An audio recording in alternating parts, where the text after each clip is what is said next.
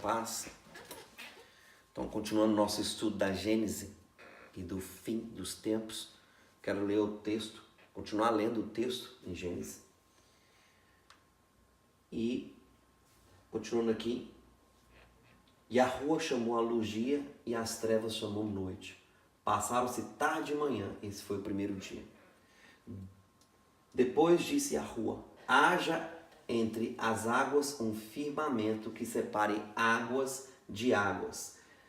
Então Yahuwah fez firmamento e separou as águas que estavam embaixo do firmamento e as águas que estavam por cima. E assim foi. Ao firmamento Deus chamou os céus. Passaram-se tarde e manhã. Este foi o segundo dia. E disse Deus, ajuntem-se em um só lugar águas que estão debaixo do céu e apareça a parte seca. E assim foi. E a parte seca, Yahuwah chamou terra e chamou mares ao conjunto das águas. E Yahuwah viu que ficou bom. Então, hoje nós vamos falar sobre o formato da terra. Sobre o verdadeiro formato da terra. Então, sobre o formato da terra, então, primeiro, existe o formato apresentado que nós todos já conhecemos, formato global, onde a Terra gira em torno de si mesma, gira em torno do Sol, viaja pela galáxia a mais de 871 mil quilômetros por hora. O heliocentrismo, como todos falam, né? Que o Sol, o centro do nosso universo. O Sol como centro da ciência moderna, como conhecemos hoje, cujo um dos pais, né? Galileu Galilei, italiano, aqui da Europa, Nicolau Copérnico, europeu, polonês, Johannes Kepler, outro europeu, alemão, e Isaac Newton, outro europeu, inglês, nos apresentam. Maravilha! Esses caras são tremendo.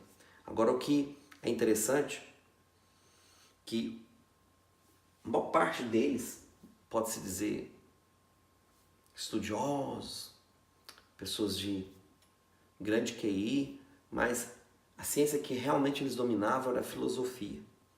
Começando por Galileu, filósofo. Então, a teoria, né, ou o modelo que nós conhecemos hoje, né, o modelo, não posso falar que é teoria, mas o modelo que nós conhecemos hoje da Terra esférica foi nos apresentado por filósofos. Filósofos, né, de 1800 para cá, do século XVIII. Então, através da filosofia, né, esse modelo cresceu muito, né? E hoje a ciência nos mostra muita coisa. Nós vamos passar alguns vídeos aqui, deixando alguns vídeos interessantes sobre essa questão do formato, sobre algumas informações que nós queremos trabalhar hoje dentro da palavra. E quanto ao experimento da curvatura geodésica realizada em prédios? Foram feitas as medições das bases e dos topos de 2 prédios. Um em Torres, Rio Grande do Sul, e outro em Natal, Rio Grande do Norte, distantes 3.050 quilômetros um do outro.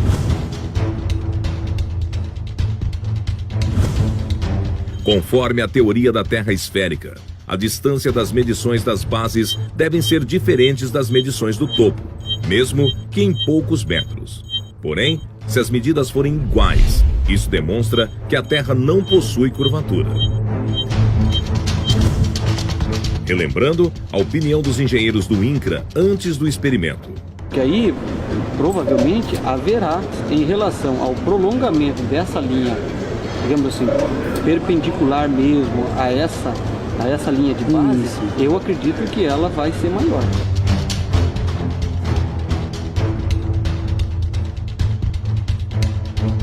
Pensando na Terra como um globo, a expectativa inicial era que as medidas fossem diferentes, mesmo que em poucos metros. Mas quando os resultados chegaram, as medidas da base e do topo foram iguais, mostrando que os 2 prédios estão nivelados e aprumados. E aqui o ângulo de abertura, onde nós lemos aqui o ponto da base do prédio lá. Isso. E a altura dele aqui. Como a gente faz esse cálculo nesse plano, sempre nós vamos encontrar essa distância aqui. nesse plano, sempre nós vamos encontrar essa distância aqui. As medidas idênticas da distância entre as bases e os topos comprovam que entre os dois prédios não existe nenhuma curvatura, provando que a Terra não tem formato esférico.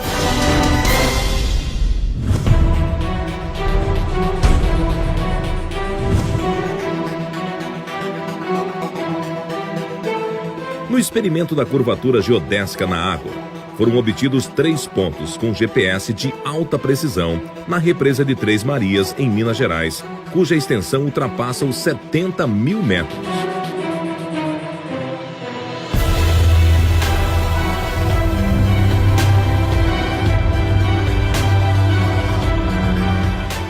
Esse primeiro ponto, a elevação em relação ao nível do mar está a 556 metros de altitude.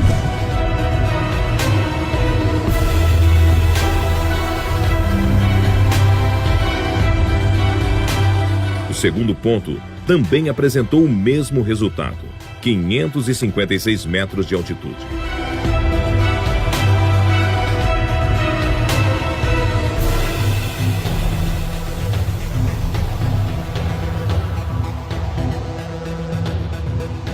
Se o terceiro ponto for diferente, a água estaria acompanhando a curvatura da Terra. Se as medidas forem iguais, estará comprovado que não há curvatura, e sim planicidade nas águas. E a medida do terceiro ponto surpreendeu os pesquisadores. Aqui a gente também obteve essa mesma medida, 556 metros a nível da lagoa. Analisamos os dados coletados pelos equipamentos e todos os pontos mostram o mesmo resultado, a mesma altitude, mostrando assim que a água da represa se mantém nivelada.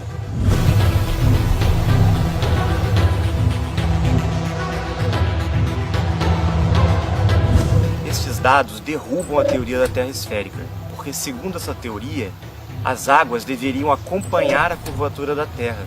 Só que em uma curva não existe nível. As 3 medidas de altitude foram idênticas, provando que não há curvatura, e sim planicidade nas águas.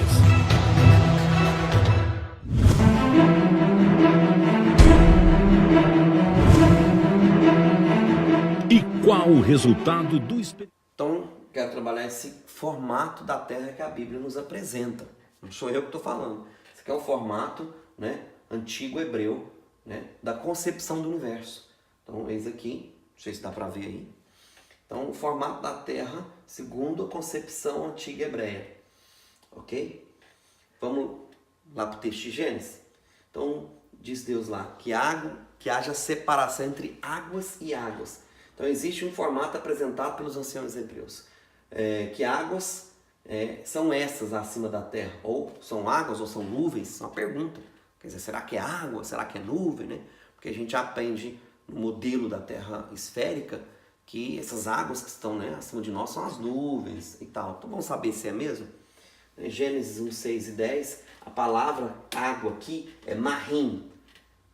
A palavra nuvem é hanan no hebraico.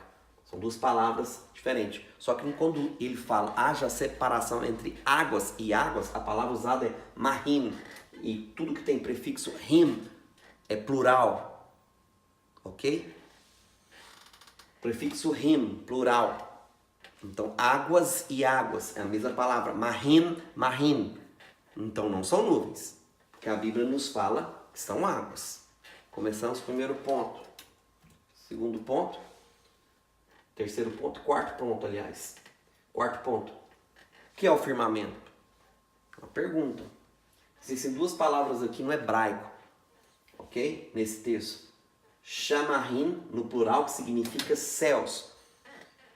E Hakia, que significa firmamento, ou invólucro, no singular, porque só existe um. Então, Mahim, céus.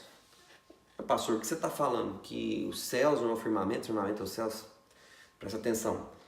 A palavra de Deus diz que Deus cria o Hakia, o firmamento, que é aquilo que divide as águas de cima das águas de baixo, ok?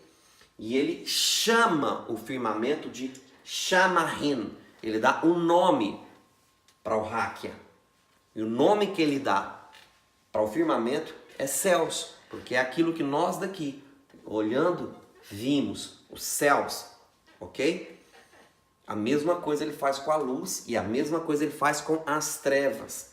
Então ele cria a luz, que é energia eletromagnética. Ele dá o nome para a luz de dia. E ele dá outro nome para as trevas. Qual é o nome que dá às trevas? Noite. Então ele dá nome para as trevas de noite. Ele dá nome para o firmamento de Shamarim, que é céus. Então céus é o nome que é dado ao firmamento. Não quer dizer que os céus são somente o firmamento, porque nos céus estão todas as coisas criadas por Deus. Sol, a lua e as estrelas. Que nós vamos entender melhor um pouco mais à frente. Continuando aqui. A palavra água ou mar é usado como um símbolo de reinos em Apocalipse. Então, precisamos entender isso aqui porque quando nós formos estudar Apocalipse, que a gente citar águas ou mar, né, significa reinos. Sexto ponto, Isaías 40, 22. Ele é o que está assentado sobre o círculo da terra, cujos os moradores são para ele como gafanhotos. Ele é o que estende os céus como cortina, e os desenrola como tenda para neles habitar. Então a palavra círculo aqui em hebraico é hug, como um formato de uma bússola, ou como se alguém usasse um compasso, um engenheiro, e pegasse uma folha de papel e traçasse um círculo. Né? Um círculo. Então essa é a palavra usada aqui no hebraico, no texto de Isaías 40, 22. Certo? Sétimo, Jó 26, 10. O livro de Jó é maravilhoso. Primeiro livro escrito, né? Que nós sabemos, primeiro livro escrito da Bíblia. Não foi o Pentateuco, o livro de Jó. Então, marcou o limite circular sobre a superfície das águas. A mesma palavra aqui, hug, onde a luz e as trevas se confinam. Lembrando que a palavra aqui é hug, ok? Ou bolso. Oitavo, Jó 22, de 12 a 14. Esse texto aqui é tremendo. Há muitas palavras aqui. Não está Deus, isso aqui é Jó questionando, né, algumas coisas com Deus. Não está Deus na altura do céu? Ou para as mais altas estrelas, quão elevadas estão? E dizes, que sabes Deus? Pergunta. Por que ele julgar através como é que ele ia julgar através da escuridão? Né?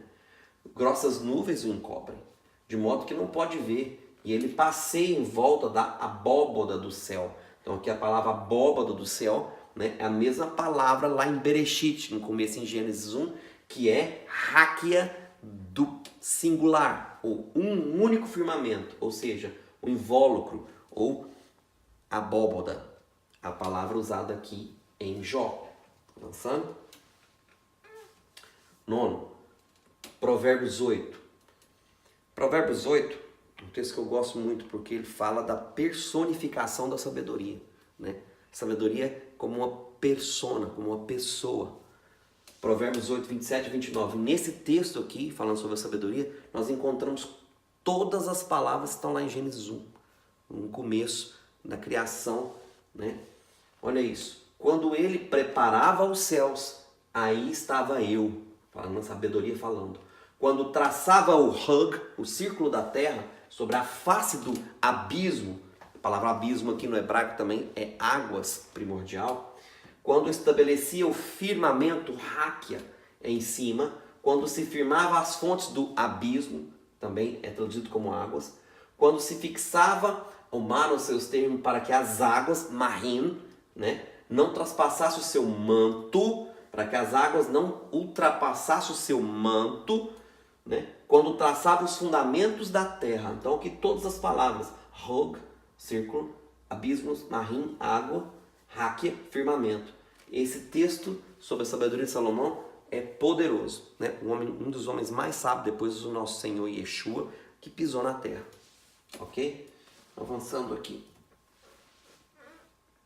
Sobre o formato da terra, agora no Novo Testamento, né? Vamos avançar aqui para o Novo Testamento. João 3, 11 a 3. Em verdade vos digo, que nós dizemos o que sabemos e testemunhamos o que temos visto, e não aceitais o nosso testemunho.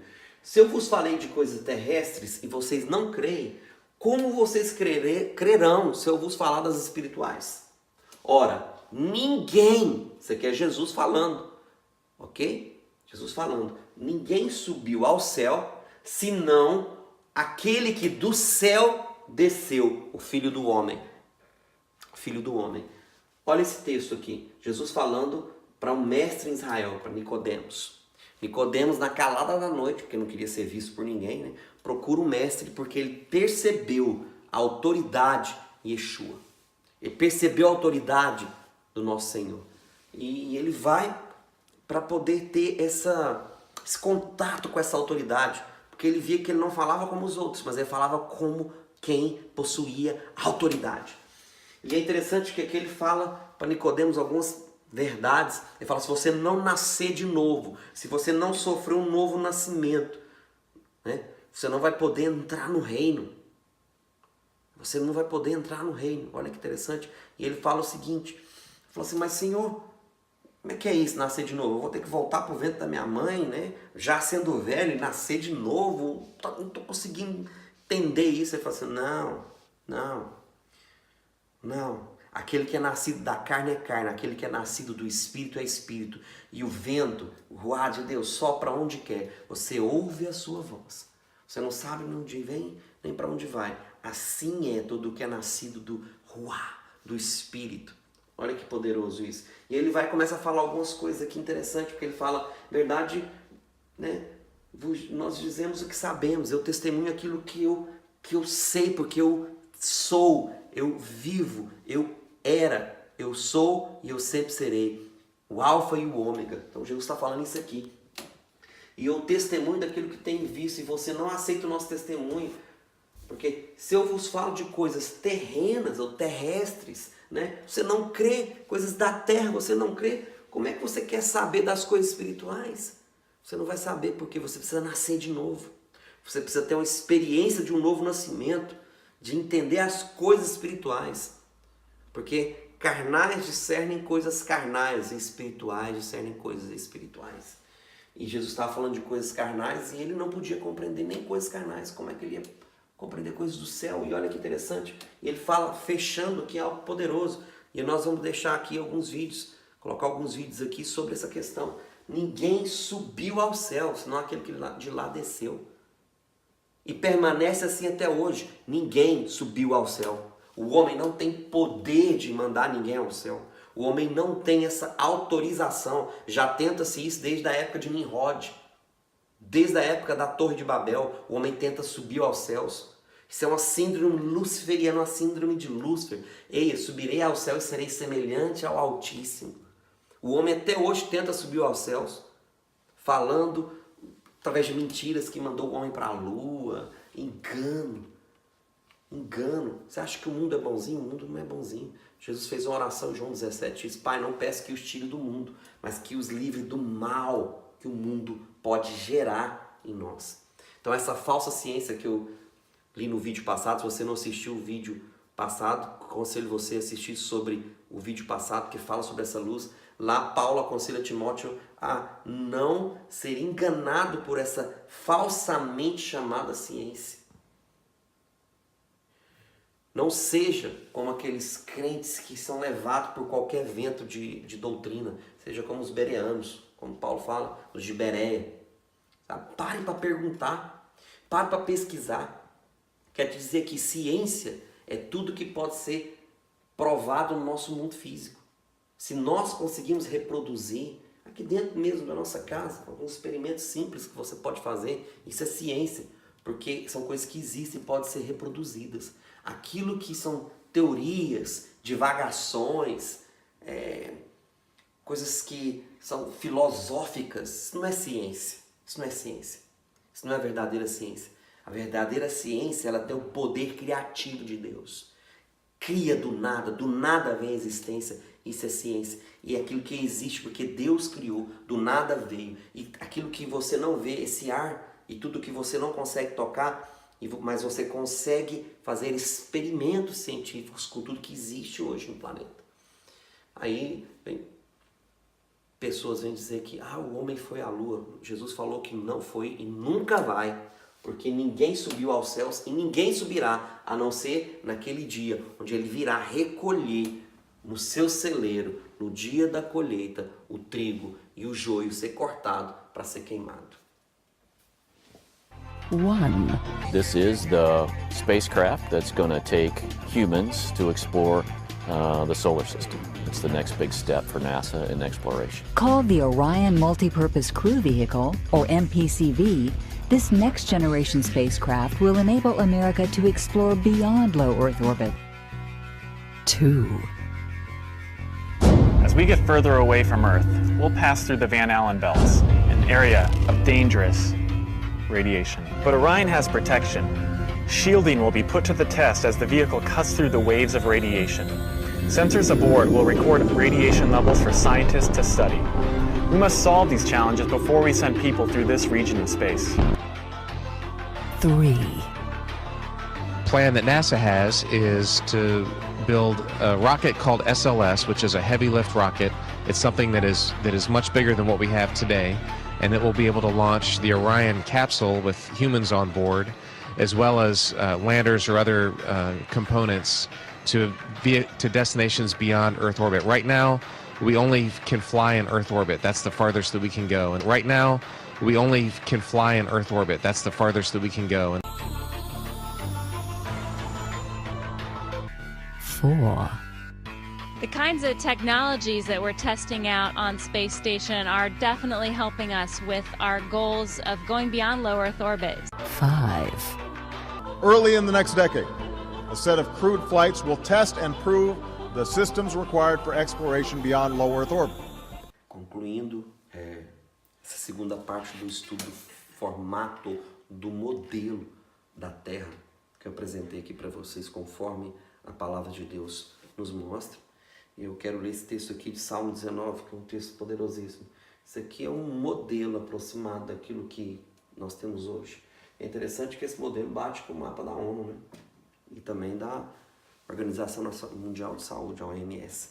Agora olha só, Salmo 19 diz: os céus anunciam a sua glória, a glória de Yahuwah, e o firmamento anuncia as obras de suas mãos. Um dia faz declaração a outro dia, e uma noite mostra sabedoria a outra noite. Sem linguagem ou sem fala, ouvem-se as suas vozes em toda a extensão da terra, e as suas palavras até o fim do mundo. Isso é poderoso, Salmo 19. Falam que os céus anunciam, manifestam.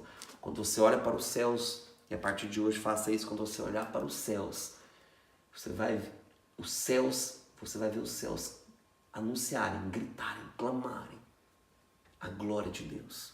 E o firmamento, a obra de suas mãos.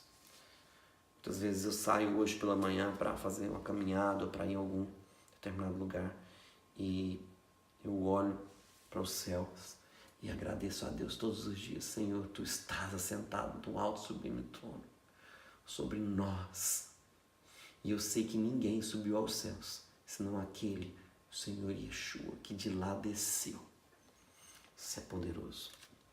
Então vou deixar aqui também a descrição de alguns links, de alguns queridos que você pode estar estudando, né? Alguns canais que você pode estar pesquisando sobre isso, um pouco mais cientificamente, sobre esse formato, esse modelo, que hoje a ciência, né, a verdadeira ciência, né, tem usado a palavra de Deus como guia, para que não possa fugir disso aqui. Então a verdadeira ciência não é aquela que tenta provar algo que não existe, mas é aquilo que já está. Esse é o manual da verdadeira ciência. Esse é o manual da verdadeira ciência. A ciência deve seguir esse manual, porque assim ela vai anunciar a glória de Deus e as obras das suas mãos. Então o link da descrição aqui, né, alguns créditos ao professor Afonso, né, ao canal Ciência de Verdade, e outros créditos também ao canal da Inteligência Natural, do Amado, e eu vou deixar o link na descrição dos vídeos, ok? Para que vocês possam assistir alguns vídeos interessantes ali. O canal também Sem Hipocrisia, muito bom também. Aconselho, né, esses canais para você fazer a sua investigação. Investigue na palavra, investigue na verdadeira ciência. Glória a Deus. Todos os detalhes desse mapa aqui. Mas basicamente, o que eu usei na minha tese quando quis comparar os meus resultados? Eu usei o modelo do pessoal da bola ou usei o modelo do pessoal da placa plana? Então vamos lá, eu acreditava 100% que o modelo certo era o do globo, ok? Mas o resultado era muito ruim. A tabela de resultados dele, na página 22, tabela 1, mostrou para mim que o resultado era ruim no mundo inteiro, não era ruim só no Brasil, era no planeta inteiro. Então eu não tinha como pegar um resultado péssimo desses, desculpa pro pessoal que fez, mas era péssimo o resultado, e comparar com meus dados que eram bons. Então o que eu fiz? Usei os dados, usei o modelo da placa plana, e é aí que eu comparei. Agora, eu acreditava que a Terra era plana naquele momento? Nunca tinha ouvido falar dessa ideia, nunca. Então não acreditava. Mas os dados, quando eu comparei os dados, eu utilizei o modelo de placa plana. Interessante isso, não? Interessante. Se me falassem que a Terra era plana, eu acho que tinha um chilique. Mas efetivamente eu usei qual modelo? O plano. Por quê? Porque batia com o resultado. O resultado era muito parecido. Batia. E o outro modelo não. O que eu acreditava? Eu acreditava que esse modelo plano, ele servia como uma interpolação física, mas que ele não era um modelo físico. Então eu me justifiquei dessa forma aqui dentro. Mas na verdade hoje eu vejo que não é bem assim, não é verdade? Interessante. Então o modelo, a modelagem das tensões na placa sul-americana com o modelo mais antigo e no modelo plano, ele é melhor do que o modelo com a bola. Agora, o pessoal que fez esse modelo plano aqui acredita que a Terra é plana? Não. Simplesmente usaram uma abstração matemática que funcionou bem, tá? E eu achei isso interessante. Então, para quem diz assim, o Afonso escreveu lá na tese dele, na introdução, que existem os modelos globais, etc. Tal, é claro, eu sei tudo sobre os modelos, todos os modelos. Se alguém me pedir para fazer o trabalho em cima de uma bola, certo? Fazer uma análise em cima da bola, eu faço. Se quiser que eu faça uma análise em cima de um cone, eu faço, não tem problema, percebe? Todas as projeções, eu conheço elas, não tem problema nenhum. Agora, o que eu acredito hoje, na minha visão hoje, é que sim, a Terra é plana, ok? Eu tenho direito. Não estou ofendendo ninguém falar isso, percebe?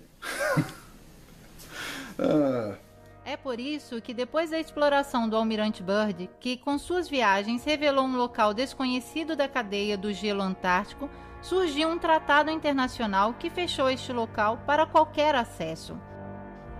Não parece estranho que a família Rockefeller financiou e promoveu, seja a expedição tanto para ver uma montanha antártica dedicada ao seu nome, seja um tratado de não desfrutamento contra os seus próprios interesses petrolíferos. Quem sabe em homenagem a qualquer interesse mais vasto? O Tratado Antártico foi firmado em Washington em 1959, 2 anos depois do último sobrevoo e da morte do almirante.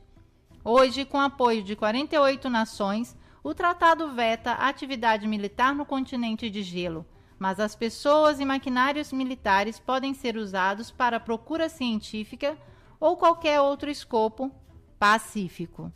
Pois é graças a isto, uma vigilância militar constante envolve todo o cinto antártico em segredo que o supergoverno mundial impôs à humanidade, também por meio de violência, no caso de pilotos civis e capitães de navios que quiserem se aventurar.